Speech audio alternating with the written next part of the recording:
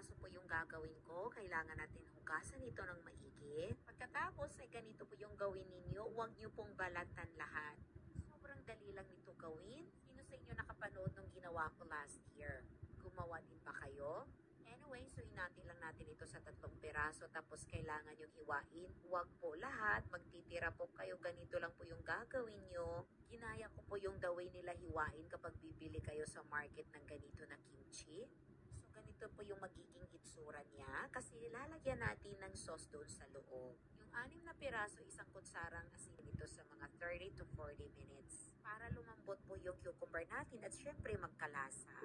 Iniwa ko na yung sibuyas at ngayon naman po ay yung luya at sobrang liit lang po nito. 1 teaspoon lang po yung dami nito. And then maglagay din tayo ng carrot. Actually kahit wala na nito okay lang po. Pero maglagay tayo para mas maganda yung kulay at dagdag sustansya na rin. And then lalagyan din natin ito ng chives. Hindi ko alam kung ano ito sa Tagalog.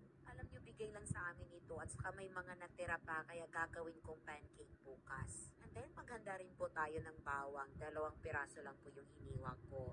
Pagkatapos hiwain yung mga ingredients, maggawa na tayo ng sauce. Naglagay ako ng 1 kutsarang sugar, 5 kutsarang chili flakes, 3 kutsarang fish sauce or anchovy sauce, yung parang patis po sa atin, and then nag-sprinkle ako ng sesame seeds. Ilagay ko na yung luya, and then 1 kutsara din ng bawang.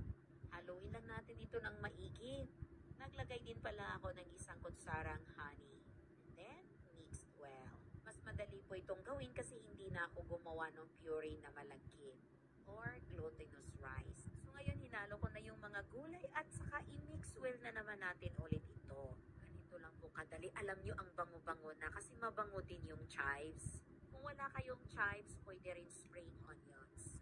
Sa kimchi, nung una rin, hindi ko masyadong bet ito pero ngayon gustong-gusto ko na rin siya. Masarap at saka refreshing. Siyempre, masustansya rin. Kung ayaw nyo masyadong manghang, pwede nyo bawasan yung chili flakes. Or yung bibili nyo na chili flakes ay yung mild lang. So, ready na po ito. At saka yung cucumber ay nag-create po yan ng tubig or sauce, kaya inalis ko po. And then, hindi ko na siya hinugasan. Konti lang naman na asin yung nilagay natin, kaya hindi ko na ito hinugasan. Ngayon, nilalagay ko na yung ginawa natin na sauce doon sa loob para talaga mag-absorb yung lasa. At papahira natin, ganito lang po yung gagawin ninyo. Sobrang dali lang talaga nito. Tapos ilang araw na ito na side dish ninyo. Itong sa amin, baka mga 1 linggo lang po ito ubos na. Later, gagawa ko ng mas marami pa. Summertime kasi mas magmura pa talaga yung mga cucumbers.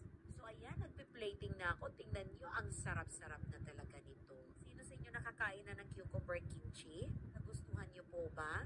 Again, gusto ko pong magpasalamat sa inyong lahat